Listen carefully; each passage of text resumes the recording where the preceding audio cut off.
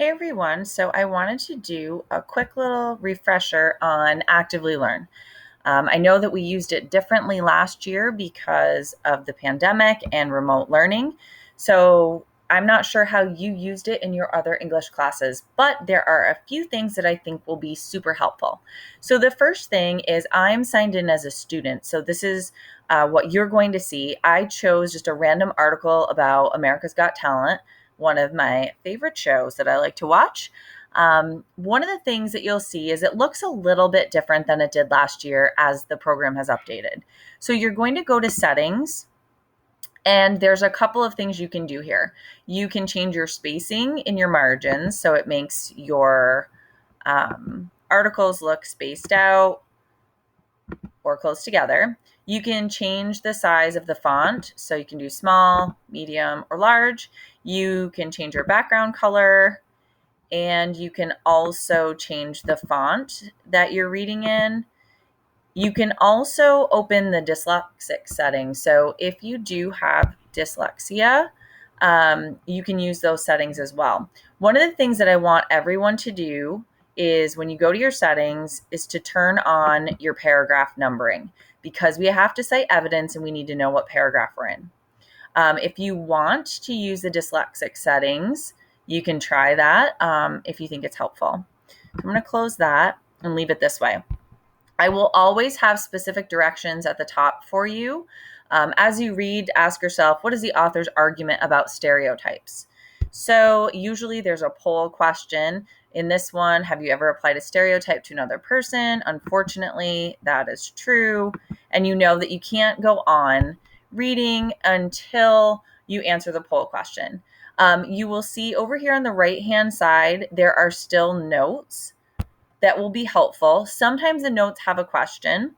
So if you haven't seen Cody Lee's May 28th performance on America's Got Talent, it's worth a watch. I actually show this video to my students.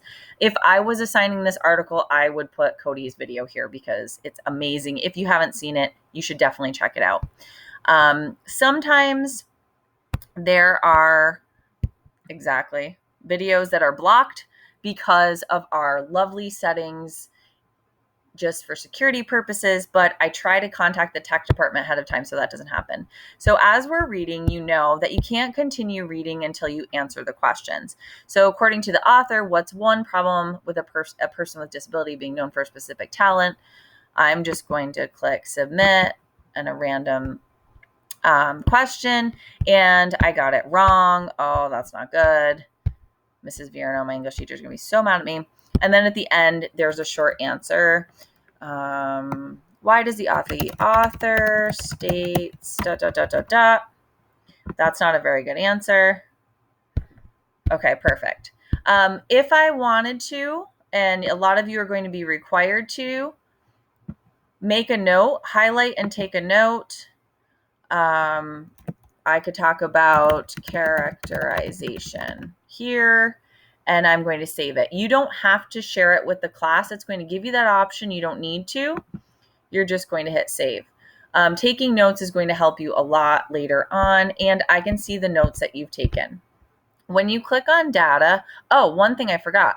If you want to listen to the article, How America's Got Talent contestant Cody Lee shattered stereotypes about disability, you have that option for most of the text. Some don't, but in this case, most of what we're doing for Unit 1 will have the audio option, so you can listen to it instead of reading it on your own if you would prefer. If you go to data, it will tell you your questions. The first one was a poll, so there's no grade. This one I got incorrect, and the last one I turned it in, but it hasn't been graded yet. It'll tell me the progress, which is the reading time. That's important. I spent, like 4 seconds actively interacting with the text. If I was looking at that as a teacher, I'd be like, yeah, that's not long enough. 3 questions were answered. My word count response was 3. I have 1 note. That's great. I didn't reply to anyone else, and I didn't need to. Notifications, if you get your work graded from me, it will be there. And then you can also print as well.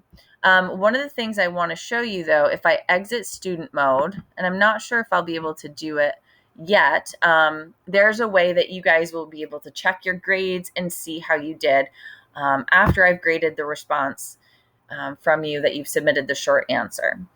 The whole entire look of Actively Learn is a little different, like I said, than it was last year. So hopefully it will go well. And it's pretty straightforward and pretty easy to use. And if you have any questions at all you have to do is ask.